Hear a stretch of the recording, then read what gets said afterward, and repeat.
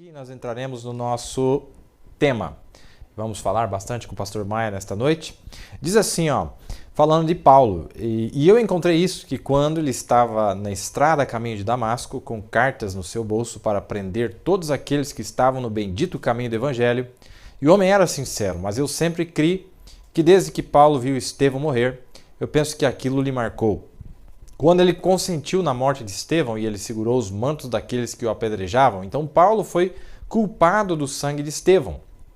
E ele confessou isso e disse, não sou nem digno. Diz, porque eu derramei o sangue de seu mártir, Estevão, porque ele testemunhou aquilo. E se você testemunhar alguma coisa, você é tão culpado quanto ter feito parte daquilo. Então, se nós testemunharmos e dissermos, sim, eles não deveriam ter feito isto, aqui e aquilo outro, tenha cuidado com o que você disser, porque você é culpado dependendo como o teu julgamento for. Se não puder decidir, não diga nada. Apenas deixe aquilo quieto. Assim diz o profeta. E realmente, Paulo diz isso na sua carta em relação a Estevão. E quando o sangue de Estevão, tua testemunha, se derramava, também eu estava presente e consentia na sua morte, e guardava as vestes dos que o matavam. Então Paulo se considerava culpado por causa do julgamento que ele teve ao ver os outros apedrejando o irmão Estevão. Veja como que o profeta traz isso em um ângulo tão claro para nós, não é, pastor? Eu vejo o que eu falei sobre sinceridade. Paulo era sincero mesmo quando aquilo era concernente contra ele próprio. Porque Sim. ele poderia ter omitido essa história de Exato. Estevão. Ninguém precisava ficar sabendo, Porque né? quem escreveu foi um dos seus auxiliares, não foi Lucas. Exato. Ele poderia, se tivesse, vamos dizer assim, se fosse um político, ele simplesmente omitia. Se passava pelo herói ali. Não, eu não tive nada a ver com isso, foi eles que mataram. Mas ele fez questão pela falar o que estava no coração dele. Coração dele. Isso Perfeito. foi o quê? Agradável a Deus. Perfeito. E nós precisamos pensar também e tirar proveito dessas coisas, porque, veja bem, às vezes essa perseguição de Estevão, essa perseguição da mensagem de Estevão, que foi pela sua mensagem que ele foi apedrejado, foi por aquilo que ele estava pregando. Vocês podem olhar lá em Atos, foi o que ele estava pregando. Atos 7. Mas a perseguição a ele é o que abriu o caminho para que Paulo pudesse levar o evangelho a todo mundo. Deus usou aquilo, né? Deus usou aquilo. Depois ele diz também, na sua carta a Timóteo, a mim que dantes fui blasfemo e perseguidor e opressor, mas alcancei misericórdia porque eu fiz ignorantemente na incredulidade. Ele diz, fui blasfemo, fui perseguidor, fui opressor, mas alcancei misericórdia porque eu fiz ignorantemente na incredulidade. Aí está a diferença aí. A perseguição na incredulidade, como Paulo fez, realmente. Tem uma saída, né? Tem uma saída. Muito a Bíblia bom. A Bíblia é maravilhosa. A Bíblia deixa saída até para se tiver um bom advogado para explorar isso aí, né? E para explorar isso aí, exatamente. Quem foi Paulo? Ele foi um hebreu devoto, um estudioso, um grande mestre do Velho Testamento. E ele foi ensinado por um dos melhores homens de seu dia. Alguém pode dizer qual era seu nome? Gamaliel, um dos maiores mestres de seu dia. E Paulo havia se assentado aos pés de Gamaliel. Há algo sobre onde você frequenta, que igreja você vai e qual ensinador que te ensina. Sabiam disso? Tem algo nisto. Portanto, nós devemos procurar o melhor de todos que pudermos achar. Então estaremos recebendo o melhor. Não porque é sociável e assim por diante, mas o verdadeiro ensino bíblico.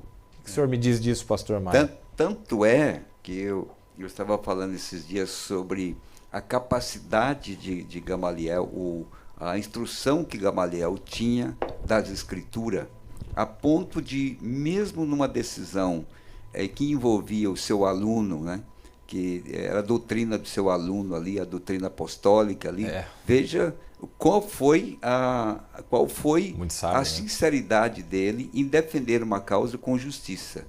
E por isso, irmão Brenda disse que Gamaliel pode herdar o céu. Exato. Por causa dessa posição que ele teve. Mas não se vê falar em nenhum momento que Gamaliel se converteu na doutrina, naquela doutrina Paulo, né? de Paulo, na doutrina apostólica ali. Mas pelo fato da sua posição, porque eu disse assim, né, Billy, que Tomé, aquele que descreu, não foi? Uhum. Olha, ele não creu nas mulheres, não creu nos caminhantes de Emaús, não creu no que os apóstolos disseram, não creu em ninguém. Ele falou, eu não creio, eu só creio se eu ver. Agora veja que ele não blasfemou. Ele não disse, essa doutrina aí é do diabo, isso é um ismo, vocês estão com mentira. Ele disse, não, se eu ver, eu creio. Pelo fato dele ser um incrédulo, mas não se comprometeu jogando pedra naqueles que haviam visto, naqueles que haviam entendido, naqueles que haviam tocado na palavra da vida, Deus abriu um caminho para ele. Perfeito. E Deus vai fazer isso hoje da mesma maneira com essas pessoas que não veem, mas que têm uma posição neutra ou uma posição sincera naquilo que não viu e não toca. Deus tem um caminho para ele. Pastor, com esses acontecimentos, voltando que nesse evento que nós começamos conversando, nós estamos chegando aos dias, meus amados, e eu espero que isso te ajude como me ajudou. Não tem ninguém perfeito, Pastor Maia. Não tem ninguém perfeito. Está todo mundo aquém. E a maior frustração, quando as pessoas tentam achar esta perfeição humana uns nos outros. Nós devemos amar uns aos outros nas nossas imperfeições, nos nossos problemas, nas nossas dificuldades. Essa a que Deus está levando, tentando chacoalhar o povo, falou, gente, não tem isso que vocês estão procurando. Não vai ser assim. Vai ser a graça de Deus. Vai ser a graça de Deus para nos tirar daqui. Porque muito tempo as pessoas com aquele julgamento teológico, não é? Não tem ninguém, pastor. Nenhum de nós. Tem falha aqui, tem falha lá. É falha para todo lado. Mas Deus disse que teria uma noiva sem mancha e nem ruga, sem mácula. E Ele vai ter. Mas através da sua graça, Ele vai nos aperfeiçoar naquilo que nós não somos perfeitos. Olha que interessante. Muitos querem terminar sua carreira, pastor, imaculados. É o maior desejo de um homem de Deus é terminar sua carreira imaculado, ilibado. E nós percebemos, meus amados, que o diabo tem dado um jeito, mesmo que não tenham cometido um erro, mas aparecer para o mundo exterior parece que receberam uma marca. O senhor está entendendo? Vocês estão entendendo?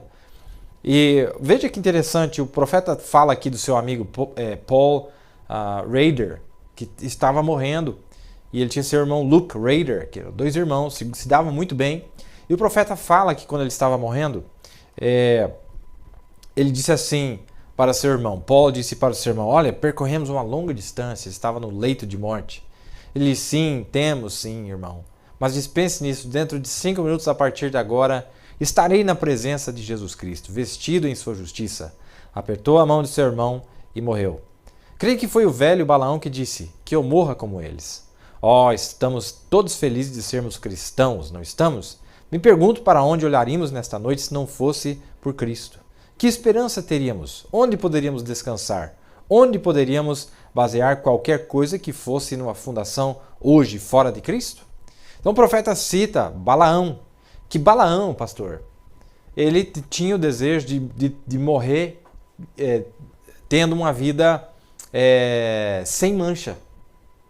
E ele cita isso em Números capítulo 23. O profeta achei muito interessante o profeta ter visto isso nas Escrituras, quando ele estava abençoando Israel. Ele disse, quem contará o pó de Jacó e o número da 4ª parte de Israel? A minha alma morra da morte dos justos e seja o meu fim como o seu, como o de Israel. Então ele tinha o desejo de terminar a carreira dele como Israel vai terminar a sua carreira. Você entendeu? Mas não é para todos, pastor. E eu não estou falando disso que nós acabamos de falar até aqui, mas eu estou falando que todo homem tem o desejo de ser honrável, de descansar os seus dias, chegar no final da sua carreira de uma maneira honrosa, terminar sem mancha, sem marca. Mas nós olhamos, quem que o diabo não conseguiu deixar uma mancha? Não é que ele cometeu um erro, como o profeta não roubou um centavo. Ele não tomou um centavo que não era dele. Mas teve gente que preferiu acreditar na mídia do que acreditar no testemunho do profeta. Um homem de Deus íntegro. Um homem que falava diariamente cara a cara com Deus. Então veja, meus amados, que o diabo é muito sagaz.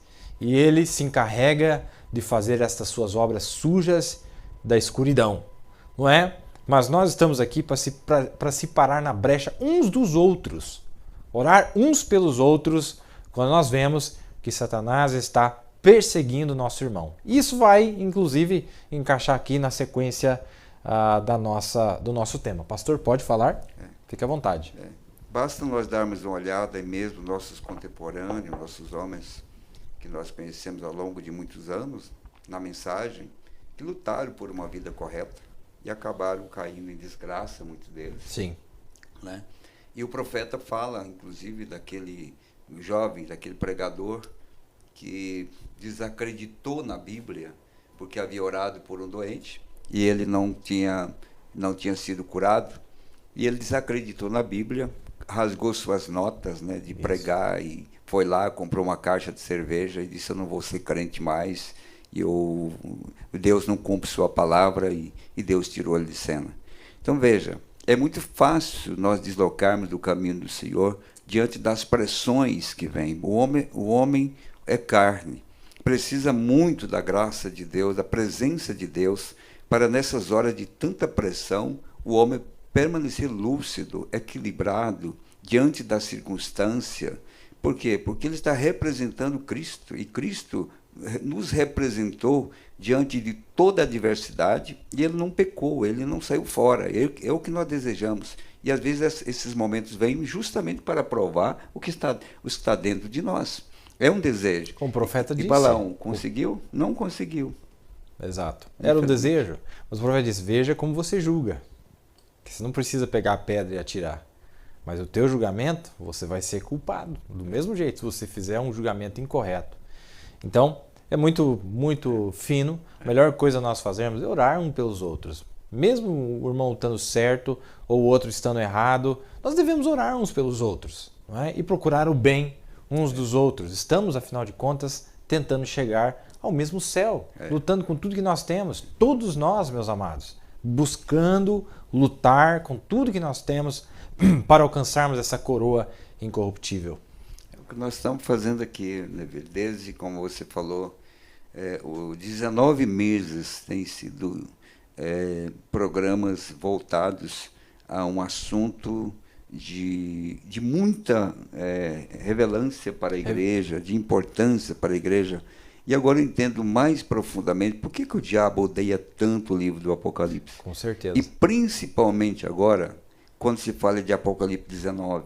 Exato. Porque é o fim dele. É o fim dele. É o fim dele. E como é que vai haver um julgamento, uma justiça de Deus sobre ele, justamente para vingar todas as atrocidades que ele fez com o povo de Deus. Contra os santos de Deus nas eras passadas. Então, é claro que se a igreja esteve presa, jamais o diabo vai querer que ela saia. Por Exato. quê? Porque saindo dessa prisão, vai se voltar contra ela. Exato. E a nossa prisão aqui é essa carne.